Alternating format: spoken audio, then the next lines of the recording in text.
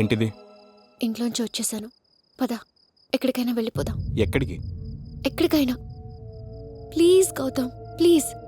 నేను చాలా ట్రై చేశాను, నా వల్ల కావడం లేదు. వేరే వాళ్ళతో నేను బతకలేను.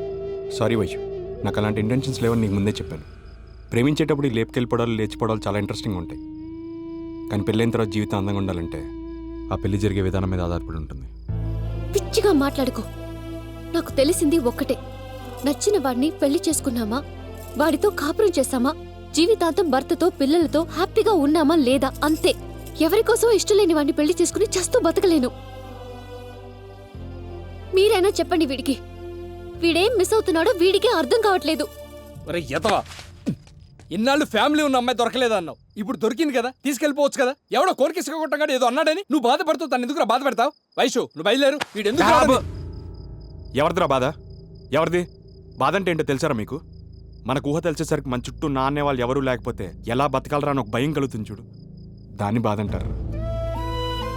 మనకు తెలిసిన ఇద్దరో ముగ్గురో మనల్ని పలకరిస్తే ఎక్కడ అల్లుకుపోతామని చెప్పి మొహం తిప్పుకొని వెళ్ళిపోతుంటే అప్పుడు మన మీద మనకు అసహ్యం కలిగి దీని అమ్మ జన్మ అనిపిస్తుంది చూడు, దాన్ని బాధ అంటారా.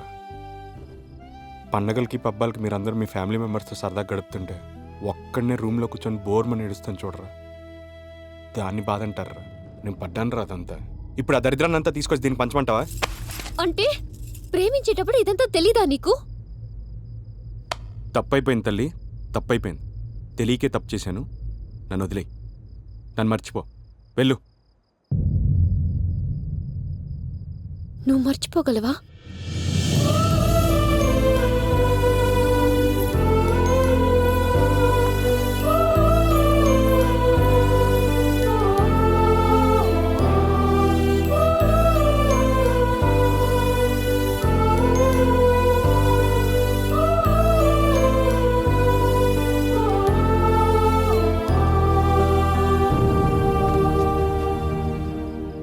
ఏంట్రా ఇది? మేము వద్దు వద్దు అంటే నువ్వే ఈ ఊరు తీసుకొచ్చావు. ఈ మాట చెప్పడానికి ఇంత దూరం రావాలారా? తనకు కనపడి తన్ని మళ్ళీ డిస్టర్బ్ చేయడానికి కాకపోతే. రై, అతను 2 నిమిషాలు తన ప్లేస్లో ఉండి ఆలోచించమన్నట్రా. ఆలోచించాను. తను 2 నిమిషాలు నాలాగే ఆలోచిస్తే నా బాధ ఏంటో తనకు అర్థం అవుతుందిరా. 3 పడేంత వరకు వెయిట్ చేస్తాను. నాకైతే హోప్ ఉందిరా. అలాగనే ఆ హోప్ వైష్యూకి ఇవ్వలేనురా. జరగకూడదు ఏమైనా జరిగి తను పెళ్లి చేసుకొని వెళ్ళిపోవాల్సి వస్తే హ్యాపీగా వెళ్ళిపోవాలి. నాదైతే అలాగో అలవాటైపోయిన బతికే కదరా.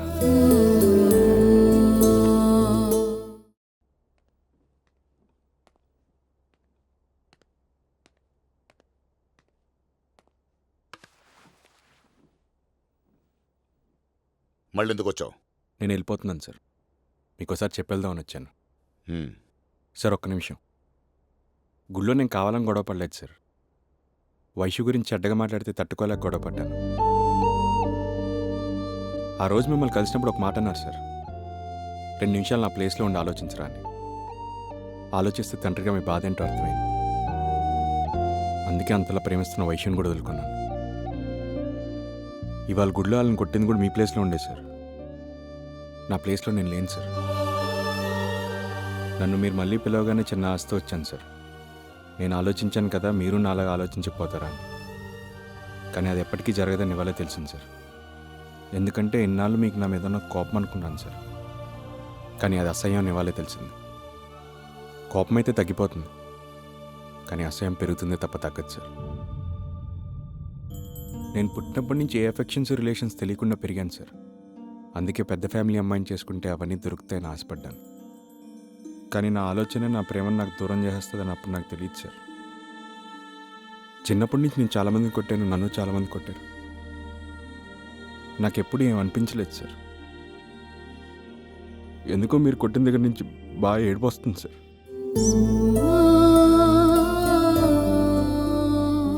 వైషుకి నాకు మీకు తెలిసినందుకు ఏం తెలియదు సార్.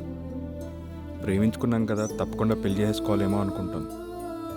కానీ దానివల్ల ఏం జరుగుతుందో మీకు నాకే తెలుసు. మీరు మీ అక్క జీవితంలో చూశారు, నేను నా జీవితంలో చూస్తూనే ఉన్నాను. వైషు మనకు మాట అడిగింది సార్, మర్చిపోగలవా అని. తనే నా జీవితం అయినప్పుడు ఎలా మర్చిపోగలను సార్? నేను పోయేటప్పుడు నా చుట్టూ నలుగురు లేకపోతే నా తప్పు అవుతుంది కానీ పుట్టేటప్పుడు లేకపోతే నా తప్పు ఎలా అవుతుంది సార్? కనీసం ఇది చెప్పుకునే అవకాశం కూడా మీరు నాకు ఇవ్వలేదు. వైషు నన్ను క్షమించమని చెప్పండి సార్.